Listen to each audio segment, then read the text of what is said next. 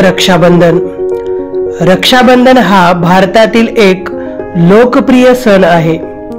हा सण श्रावण महिन्यातील पौर्णिमेला साजरा केला जातो। या सणाला राखी पौर्णिमा किंवा नारळी पौर्णिमा असेही म्हणतात। हा सण भाऊ बहिणीच्या पवित्र नात्याचे सुंदर प्रतीक आहे। रक्षाबंधन या सणाला बहीण भावाच्या मनगटावर राखी बांधते।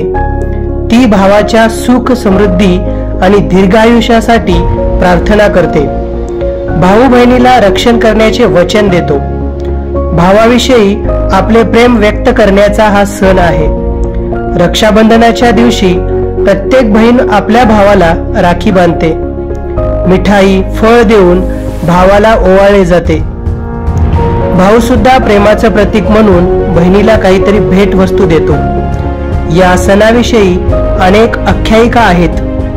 राजपूत युद्धाला जात तेव्हा ते जिंकून सुरक्षित परत येतील या विश्वासाने त्यांना हातात रेशीम धागा बांधला जात असे। राखीबद्दल अजून एक कथा प्रसिद्ध आहे। मेवाडची राणी कर्मावती हिला बहादूर शाह मेवाडवर हल्ला करणार असे समजले। तिने राजाच्या रक्षणासाठी मुघल सम्राट हुमायूनकडे राखी पाठवली। हुमायूने मुस्लिम असूनही त्याने राखीचा मान ठेवला आणि मेवाड राज्याचे रक्षण केले। रक्षाबंधनाविषयी असेही सांगितले जाते की एकदा राक्षसावर इंद्राने विजय मिळवला होता।